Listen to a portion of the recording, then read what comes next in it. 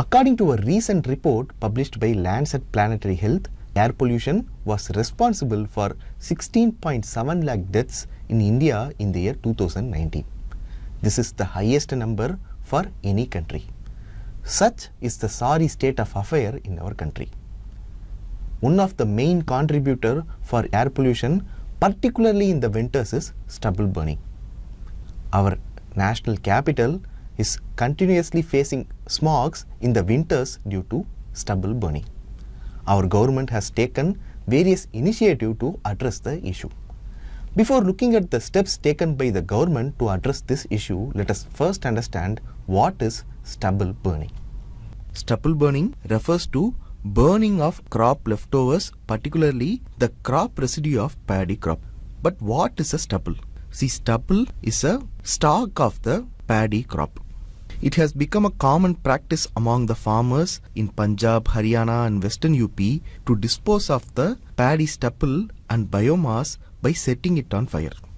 We know that after harvesting, both the rice stalk and the rice straw becomes crop residue. The farmers clear the leftover crop residue by burning the field, as it is the cheapest way to clear the field of crop residue. Here also you may have a doubt.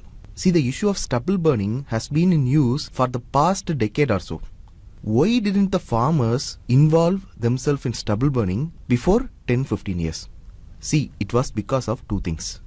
Earlier, the farms were not mechanized. So, this crop residue, that is the paddy straw and the paddy stalk, was used to feed the livestock, mainly the oxen and the cows.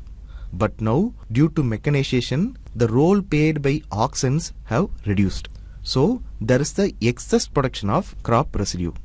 The other reason is, earlier, due to lack of irrigation, farmers in Punjab and Haryana, they did not involve themselves in the cultivation of paddy. But now, due to irrigation, the paddy cultivation in Punjab, Haryana and in Western UP has increased. So, this is also the second reason why the issue of stubble burning has arisen in the last decade. See, this is the basic about stubble burning.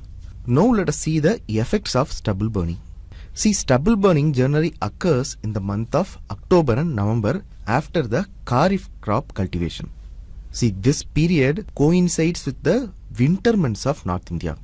Due to cold conditions, the air becomes heavier. What happens when the air becomes heavier? It does not rise up and the air settles down. Due to this, the gas and the dust produced by stubble burning settles down and does not move elsewhere. So this is why stubble burning and smog formation over Delhi coincides. This is the first effect of stubble burning.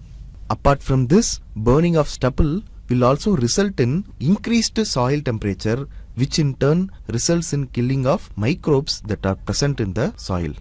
See, these two are the main effects of stubble burning. Both these effects are negative in nature.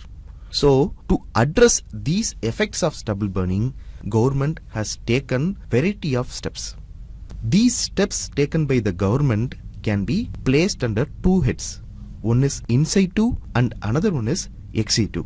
Here, the in situ initiative includes efforts which are concentrated around and inside the fields where the stubble burning takes place. In situ initiatives include the introduction of Pusa decomposer and short duration rice varieties. Now let us see about these two initiatives briefly. See, Pusa decomposer is a liquid-like compound which, when sprayed on stubble, will lead to relatively immediate decomposition of the stubble. So, when the stubble decomposes very soon, there is no need for the farmer to burn the stubble, which causes air pollution. Okay. The second is introduction of short duration rice varieties. See, short duration rice varieties helps in increasing the time period between Kharif and Rabi cultivation. See, at present, the time period between the Kharif and the Rabi cultivation is just 3 weeks. In these 3 weeks, the farmers find it difficult to move the stubble from their farms to outside. This is why they find it very cheaper to burn the stubble. But with short duration rice varieties, this period can be increased. So, it will be commercially viable for the farmer to move the stubble from their farms to a place like compressed biogas plant without burning the stubble. The types of short duration rice varieties include PR121, PR130 and PR131. With increasing window between the cultivation and sowing of the next crop, the need for burning of stubble comes down. These are the two in situ initiatives taken by the government. Now coming to the ex situ initiative. Here the most important thing is rice bioparks.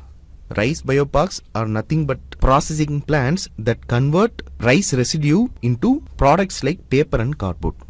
The concept of rice bioparks was mooted by M.S. Swaminathan, who is the man behind Green Revolution. See, Mr. Swaminathan states that when farmers are incentivized to provide the stubble to these rice bioparks at a price, they will not burn their crop residue. Because when they burn their crop residue, it will result in loss of revenue. So, establishing rice bioparks will help mitigate the problem of stubble burning. The next important ex situ initiative is compressed biogas plants. See, an assessment done by Food and Agricultural Organization of the UN shows that it is cost effective to use rice straw and rice crop residue for the production of compressed biogas. But what is a compressed biogas? To understand this, let us compare it with compressed natural gas. See, both compressed natural gas and compressed biogas are methane based gases. The CNG comes from the underground and it is a form of fossil fuel, whereas the CBG, that is the compressed biogas, is made from fermented waste or other biological material, so making it CO2 neutral fuel. See, from this we can say that CBG is a form of recycled fuel. Here note that CBG is a component which forms a part of circular economy. But what is circular economy? Circular economy is a model of production and consumption which focuses mainly on